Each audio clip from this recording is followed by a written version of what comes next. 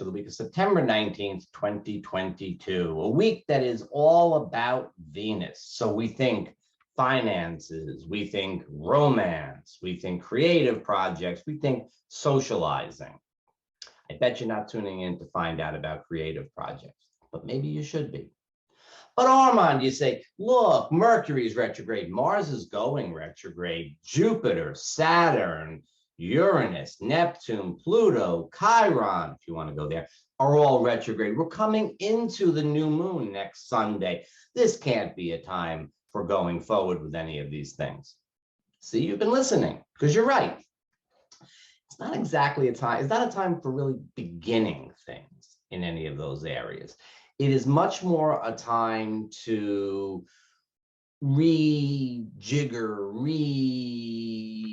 reconfigure these things. So it's not really beginnings, it's much more to do with straightening things out. With some very specific information. We had a very specific kind of forecast this week.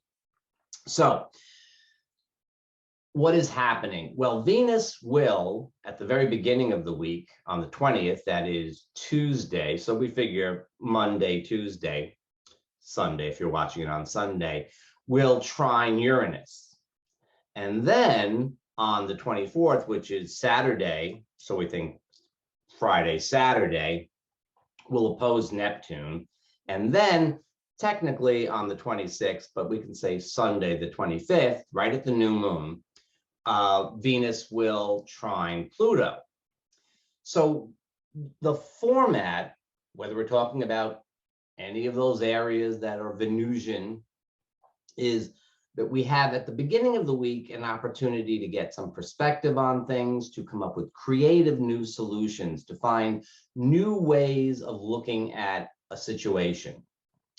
Then right around the weekend, as we get to the weekend with Venus opposing Neptune, well, that could be, that could be a little bit of, there could be some moments there, particularly in personal relationships. That could be a time when there might be either a tendency to idealize or maybe demonize the partner, or to think of the relationship as being perfect, or of it being really decayed.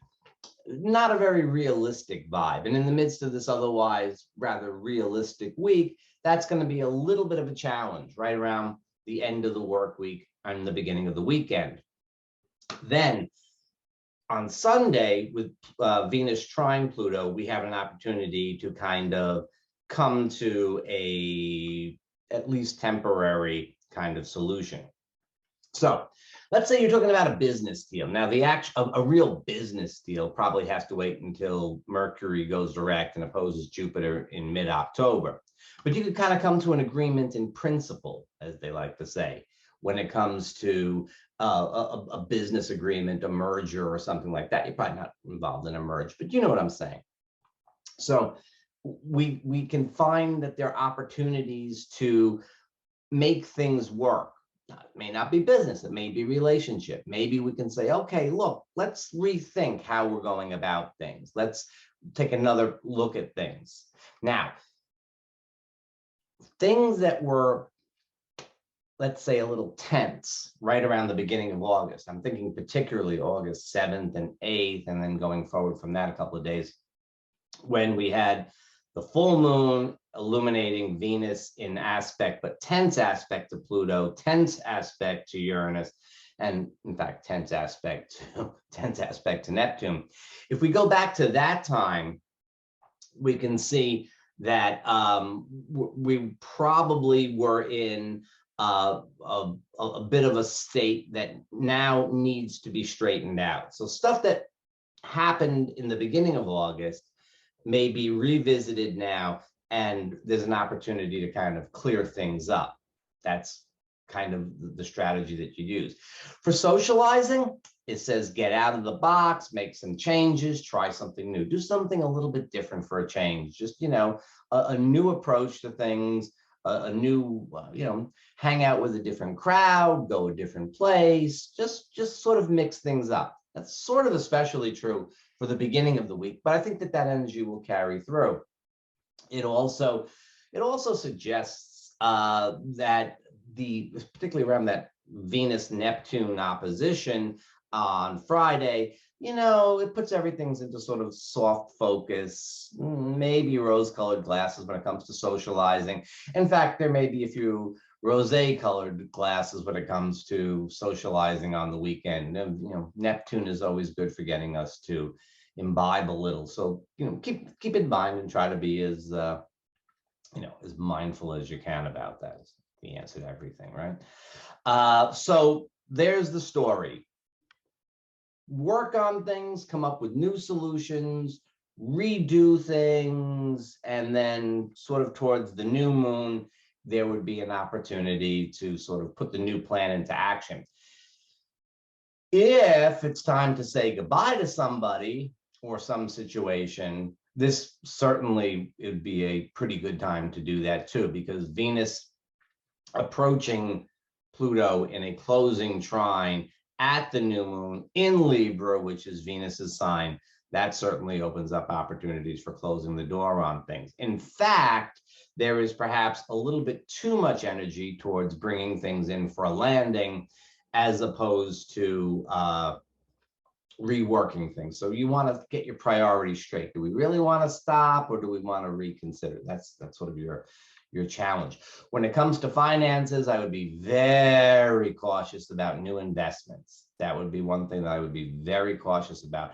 The moon is waning. It might be a time to divest of some investments, but it's certainly not a time to begin new investing, just in case that's been on your mind. And if you've been looking at our world financial picture over the course of the last week, then you may be indeed worried about finances. The 401k maybe it's down to like a 306k now.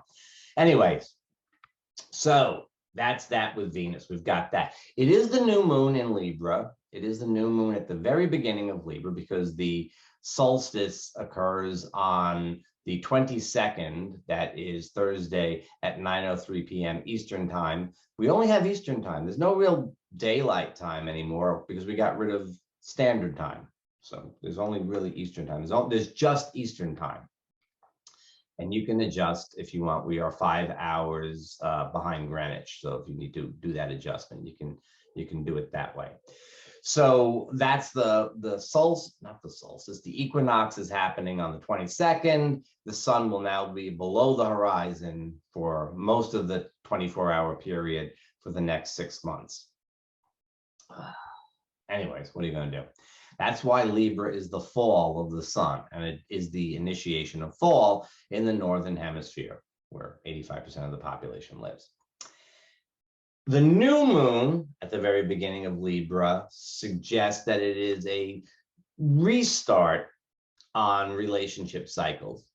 But with everything retrograde and Venus in Virgo and so on, I don't know that you're going to feel the cycle restarting anytime soon. As we wax out of the new moon, we'll talk about that next week.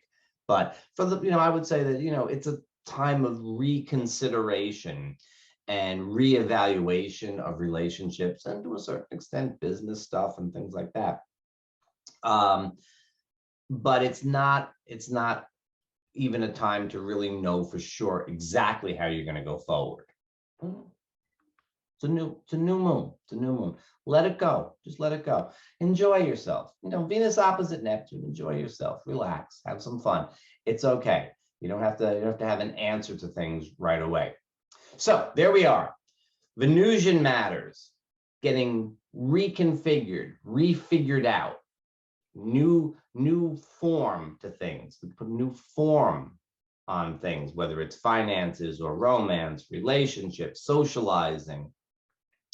Try different things out, see what's working. Sometime towards the end of the week, you start to say, okay, this is what we're going to do going forward. The new moon brings us in. It's generally speaking a time when we're going to be a little bit more inward moving, a little bit more. Well, all the retrogrades really help with that too. Obviously, Mercury is still really, really retrograde. He is meeting with the sun, I believe, on, what was it, Tuesday or Monday? Wednesday. got to be part of the, no, Friday, actually, the meeting with the sun on Friday. It may make a difference. I don't know, in terms of Mercury retrograde, I don't really ever see that as being too much of a thing. Anyways, so, but with Mercury retrograde and everybody else, Mars coming in, it's still, this is not a forecast telling you don't do anything. I know some of you love to think that that's what I'm trying to tell you. But that's not what I'm trying to tell you. I'm trying to tell you that, temper your expectations and pay attention to the things that can be paid attention to this week. That's the Venus stuff. Simple, easy. Also, last word. This is about the last period of time before we hit the hairiness of October, November. So, if you're taking a little time to yourself, if you're going on a retreat or something like that, or if you're just retreating, this is probably a pretty good time for that. And what happens after that? I'll tell you next week.